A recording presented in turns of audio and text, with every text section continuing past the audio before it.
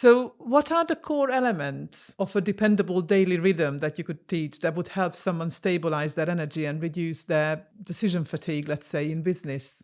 I'd say the first thing is, waking up in the morning. I think, I don't know what percentage, maybe 85% of people immediately look at their phone and the news or something. And I heard this expression, if you don't have the day has you. So the minute you Mm. look at your phone and the news, the day has you.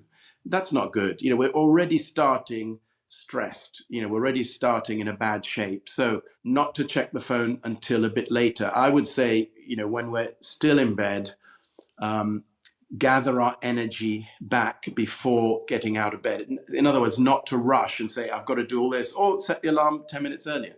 And then stay in bed, gather ourselves. Gathering our energy, we'll do a little practice maybe later, is a really important part of Qigong. Often our energy is scattered. Maybe the emotions over there, the thoughts over there, the worry over there.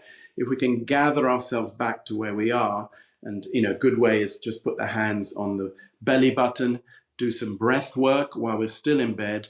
And even the dreams that we can often we wake up just out of a dream. It's like gathering ourselves back in that dream and settling that. So how we start the day is, gather ourselves, take a bit of time, do some breath work, settle the whole, nervous system, and then get out of bed. And a bit later, it doesn't matter, 5 minutes, the world won't change. Later on, we can check That's the true. phone and get going. And I mean, you probably know the story of Metamorphosis, Franz Kafka. He talked a lot about the importance of the waking moment. And in Metamorphosis, when he awakes badly, he turns into an insect. I'm not saying, that we're all going to turn into insects, but that's a kind of Well, the thing is, extreme. though, we kind of do turn into a bit of a dragon, and there are all sorts of sayings that go with that, like getting out of the wrong side of the bed. Sorry, I nearly said Yeah, the Hungarian, but the Hungarian version is, "Did you get out of the bed with your left foot?"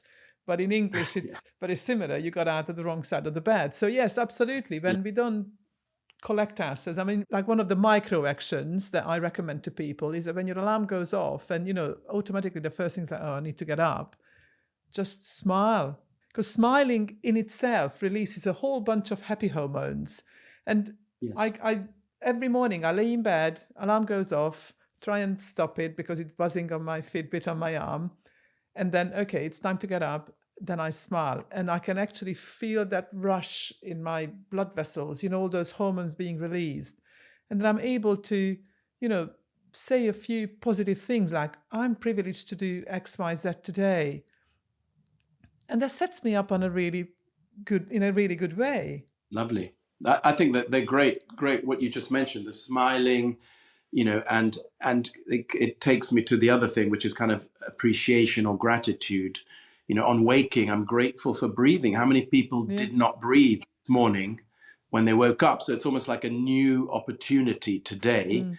to do what I'm here to do, and surrendering to it. It's like, gathering myself, in my heart, in my breath, gratitude, and then getting out of bed. And recently I met somebody, when she gets out of bed, she puts her 2 feet down and says, thank you. And if she forgets to do it, she gets back into bed. Teensy wincy little micro action that takes seconds.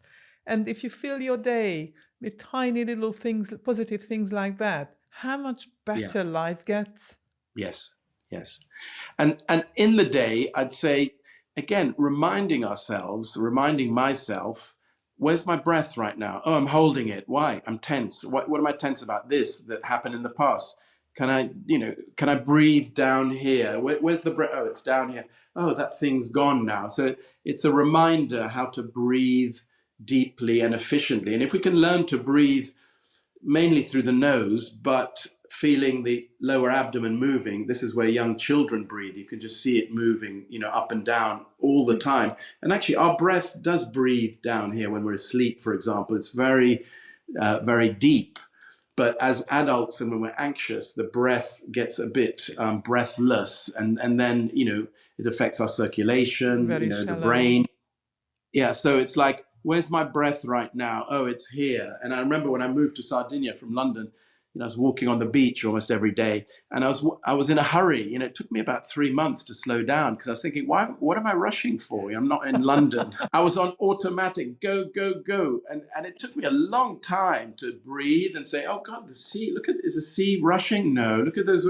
And so even then my body, embodying this stress which I'd picked up over life, not just because of London, but Absolutely. It's the very thing we're talking about, isn't it? Picking up those new habits, the routines, and those rhythms in our lives that don't just necessarily slow us down, but sort of, as you said, centers us so that we are able to concentrate on the correct things.